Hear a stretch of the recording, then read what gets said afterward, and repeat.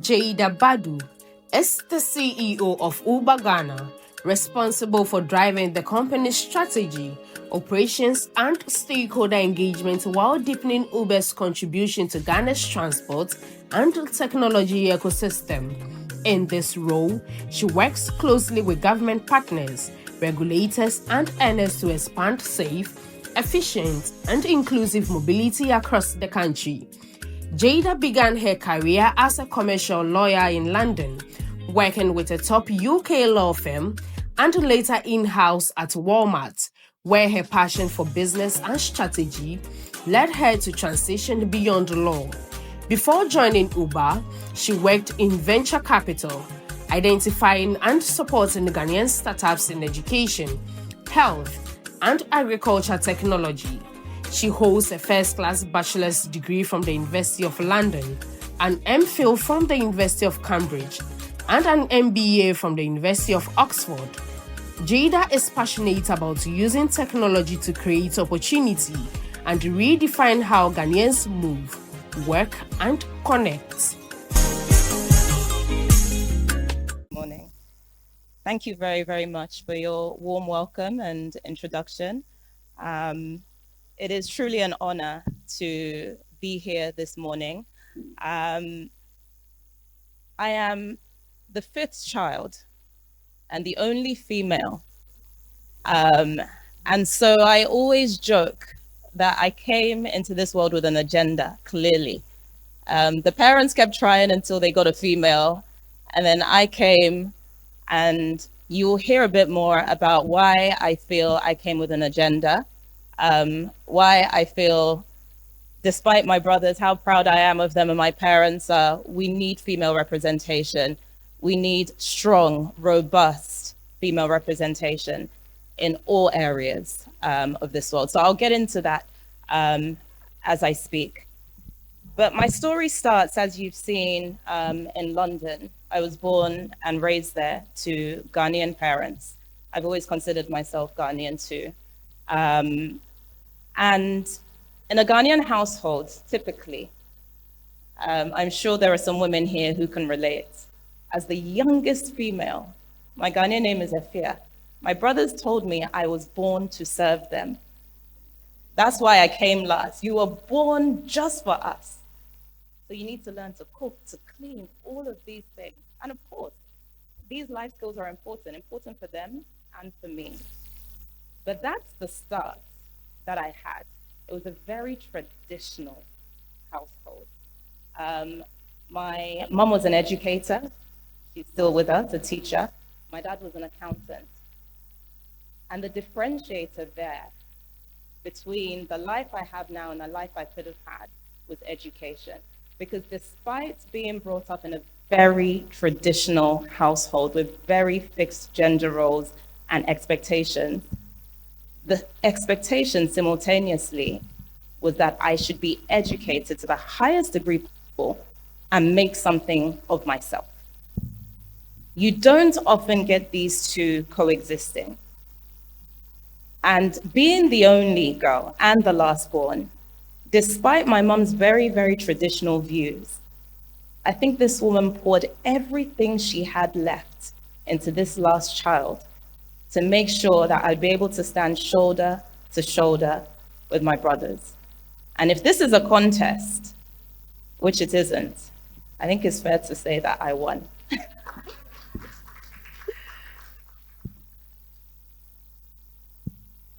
Okay. I want to talk about leadership without labels. I think it's too easy for us to equate leadership to, CEO, MD, VP. Those are all labels. You've heard a little bit about how my life began, and I would argue that leadership is actually about courage. It's about influence. It's about understanding the tools and the resources you have, the human resources as well as the other resources, and knowing how to deploy them to get to an expected outcome. Growing up, I occupied many leadership roles that only in retrospect I realized were leadership roles. So when we went to church, Sunday school, I wanted to be Sunday school leader. When we were at school, I was what we would call in the UK a boffin or a nerd. So I was library rep. Even in primary school, I had prefect roles. To be very honest with you, these were not roles that I sought out. I wasn't at that age conscious of labels. I wasn't conscious that these were positions of power, if you will. It was just an opportunity to roll up my sleeves and do something useful, especially coming from the household that I came from. So I wanted to exert some level of influence externally and to improve whichever room that I walked into. And so I was very resourceful. And it's through those early roles that I was able to hone what I think are the skills that have kept me and led me to where I am today.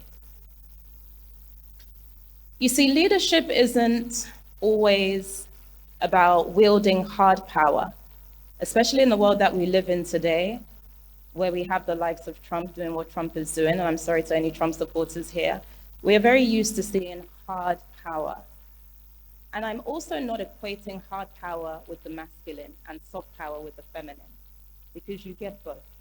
If you look at the head of state of Spain, I think he wields a lot of soft power. And then you have women who wield a lot of hard power. But what I'm saying is, in those early days where I was very young, I think it was a lot of soft power. It was a lot of persuasion. It was a lot of understanding. It was a lot of empathy. It was a lot of observation. And these are traits that I would argue you tend to find more in the feminine. But we are not often encouraged to embrace these traits. We are often encouraged to put them aside and pursue a very aggressive and a very hard form or demonstration of leadership. But that is not what leadership is about fundamentally, as I've said. It's about competence. Can you actually do the job? Can you get your team or whoever it is you're leading from point A to your desired outcome? It is about courage. It is about, in the face of adversity, in the face of fires popping up left, right, and center that might destabilize you from your plan, still being able to push through. And it is about clarity. One thing about where I work right now at Uber is, for the very streamlined operations and the very slick veneer you see, it is an operations-led company. What that means is, I feel like a doctor on call sometimes 24/7. My colleague Emmanuel is sitting there, he'll tell you we're always putting out fires. So you need to have clarity, because there are only 24 hours in a day, and I do sleep, and I love my sleep, and I believe in the importance of sleep. But for the time that I'm awake, I need clarity to know which fires to put out, where to expend and exert my energy. So leadership is also about clarity. Now, in the technological world, unfortunately, much like every other sector, we find that females are underrepresented at the highest echelons in these companies. Indeed, only 11% of tech companies worldwide are led by women. And of that 11%, it's really unfortunate that dating apps seem to have an overrepresentation of women.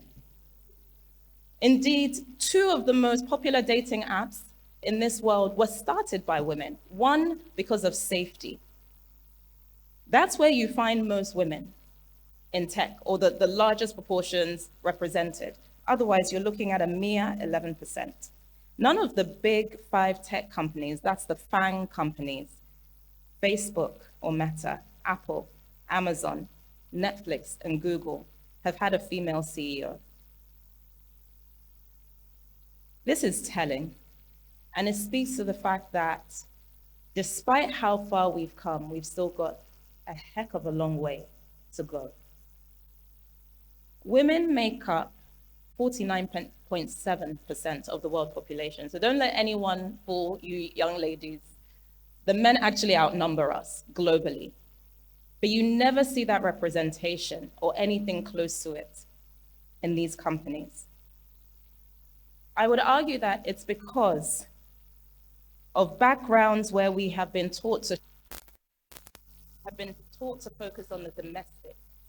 We have been taught to focus on liberal arts subjects. And again, nothing wrong with liberal arts. I am a liberal arts major.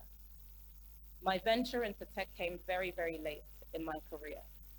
But I started out English and French and then went into law before finally moving into business and now tech.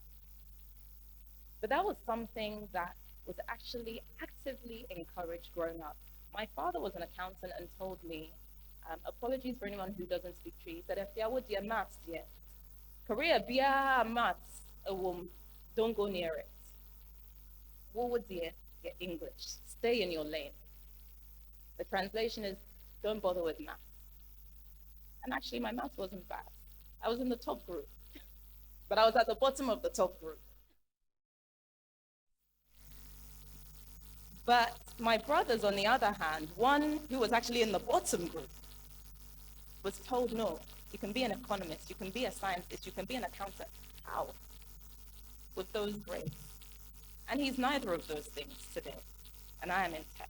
But the point I'm making is that from a very young age, we are constantly pushed into these predefined structures and expectations. And all I sought to do at a certain point was take off that very heavy cloak that I'd been wearing my whole life in an attempt to please parents and please the society that I come from, that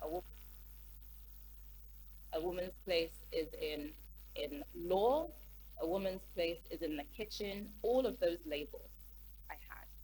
And I was able to do that, not by chasing positions of responsibility or power, but of simply looking around me, rolling up my sleeves and thinking, how do I add value in this environment that I'm in this context?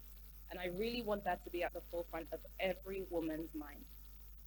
Because when talking to my male counterparts early on in my career, I realized they weren't too busy chasing these roles.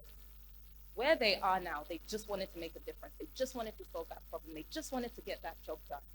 It was afterwards they would pat themselves on the back and celebrate. But in that moment, the focus wasn't on leadership with a label. Of course, everyone had a direction, but the focus was very much on how do I add value in this workplace, in this project that we're working on?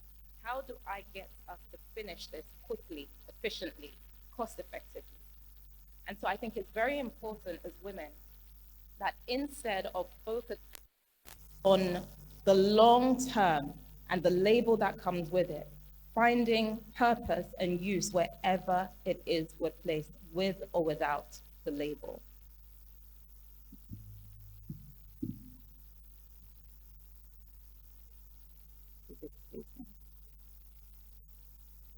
The second thing that I want to touch on is authentic leadership and what that looks like.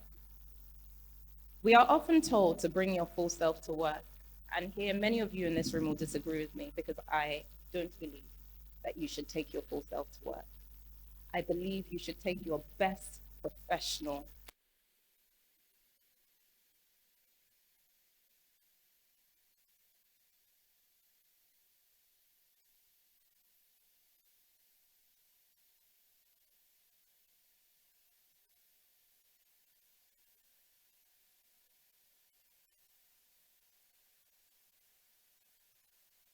coffee. We want to be the one to take the notes. We want to be the one to make sure all the place settings are right and everyone is here. That is not what you've been hired to do. So it's important to focus on what you've been hired to do and to do that very, very well, better than any other woman or any other man. That is the focus. It's not about being better than, it's being the very best that you can be.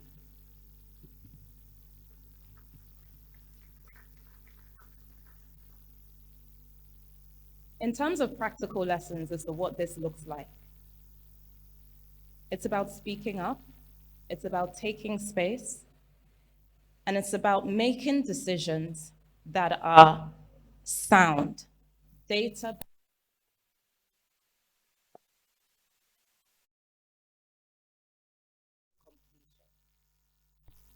It is not about, again, things that we care about. Empathy is important if it will drive what you're doing from A to B. Being the person who makes the teas and the coffees in any office is important only if that is your job and it gets you from A to B. Otherwise, it's important to focus on what you've been hired to do and to execute that with excellence and brilliance. That is the only thing that moves the needle for anyone, irrespective of your gender. The final thing I want to talk about, because I'm here representing my company, Uber, is the importance that tech companies occupy, the important place that tech companies occupy in this day and age. Not only giving opportunities to people like me and you, who may want to work in the corporate field, but also the opportunities that it provides to those on the road. At present, our platform employs 20% women. That means 20% of Uber drivers globally are women. Unfortunately, when we come to sub-Saharan Africa, that number is less than 5%.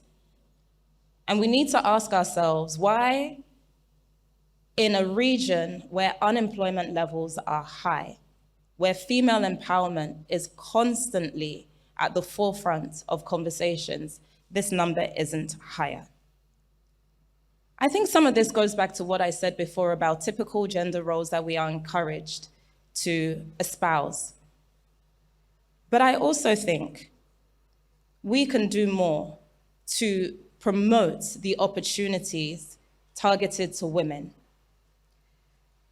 As a platform, we believe in economic empowerment through flexible work opportunities. This means someone who's a mother, someone who has to do the school run, can do Uber quite easily. This is something that we've recently also promoted in an environment like Saudi Arabia, where up until recently, women were not allowed to drive. So this isn't just a tech company concerned with making profit. This is a company concerned with influencing every single environment that we operate in, making change along with policymakers and governments in keeping with whatever it is their mandate is. Beyond driving, there are operations roles, communications roles, policy, tech, and customer experience and partnership roles. These are not gendered roles. These are not roles that have male or female attached to them. And in the workforce in Uber, up until middle management, these roles are 67% occupied by women.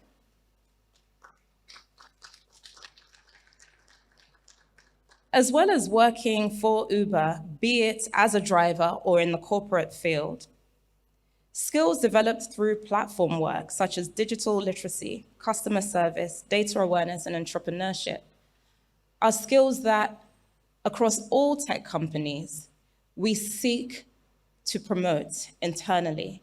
But what we want to do here in Uber Ghana is promote these skills, not just internally for those who work in the corporate, but those who work as drivers, so that they are financially literate, so that they understand entrepreneurship, so that they understand customer service. How many of you here are Uber users or have used the platform? How many of you use competition? It's fine. Okay, that's absolutely fine. I think the numbers speak for themselves. I only had about 3 hands. I don't know if it's because of shyness or fear, but I only had a few hands talking about competition. The point I'm trying to make is we are not always the most cost-effective option, but the drivers conduct themselves in such a way that the feedback we always get is that they are more professional. This is something that we're trying to carry through to the rest of the cohort. And so for females who do not have access to other employment opportunities, if you know anyone who requires employment, gainful employment, who wants to be trained in entrepreneurship, digital awareness, customer service, I would implore and encourage you to send them our way so that we can create opportunities beyond today and tomorrow for these young women.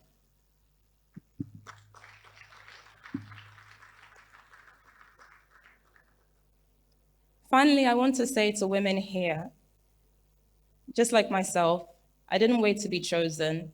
I was rather disobedient. I went off and did my own thing. Sometimes it helps to go off the beaten path. I think it's really important to look at yourself, look at what you have in your hand, the cards that life has dealt to you, and to be courageous, to have a very clear vision as to where you want to go, to position yourself and to step forward. But to go full circle to what I said at the beginning, wherever stand out, and you do that by you do that by thinking in terms of excellence in everything you do. That is the only way, as far as I am aware, to get forward and to be recognized for what you do, irrespective of who you are. But as we are talking about women, as a woman. Thank you.